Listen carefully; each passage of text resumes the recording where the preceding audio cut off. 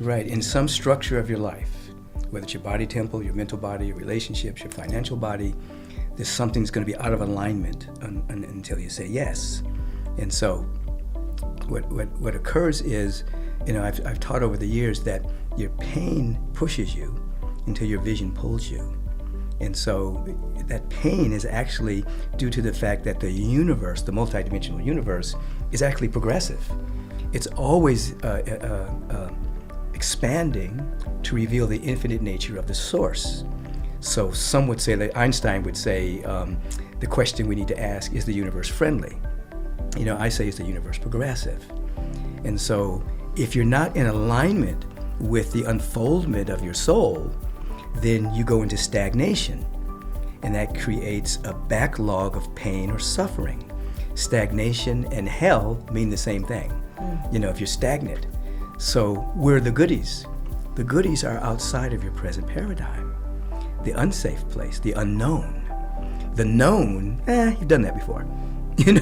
It's not stretching you. You're not becoming more yourself by just hanging in what you already know. It's risky, more risky to stay in the known than it is in the unknown.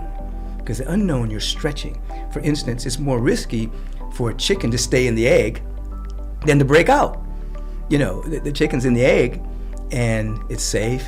There's food, there's safety with the shell, it's all cool. But when the little chick starts to grow, it pollutes its environment. It's no longer safe, and instinctively it begins to peck. And what happens? It comes into a world that it didn't even know existed, you see. So in the same way, we live in this known world. We learn how to navigate through coping mechanisms, defense mechanisms, all kinds of patterns to keep us safe. But there's another world waiting for us. So we don't do it through instinct, we do it through intuition. We know there's something more. We don't know what it is. We don't have to know what it is. But when we say yes to it, we start to break out of the status quo, out of the known, and then, oh my God, I didn't even know this existed. I didn't know this kind of joy, this kind of bliss, this kind of ecstasy. It doesn't exist within the small paradigm. It exists outside.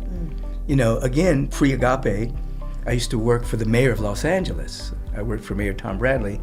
In the 8th District, I was head of the senior citizen affairs in that district. I knew that wasn't my full destiny, but I loved being of service. But every single day I would leave City Hall and I would go to the beach and I would go to this place called my power spot.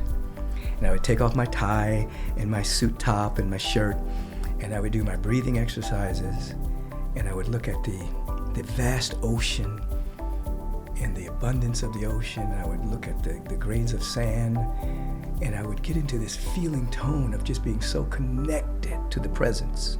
And I said to myself that when I am in alignment with what I'm called to do, this is how I'm going to feel. So as the years went on and I said yes to being a spiritual therapist, doing workshops, seminars, and then ultimately I founded Agape, when I'm in the flow of that, it's exactly how I felt on the beach. When I'm speaking, when I'm counseling, when I'm teaching, when I'm traveling around doing what I'm called to do, even when I'm going into the hospital to deal with people or doing a memorial service, I have the same energy of bliss that I had when I was at the beach.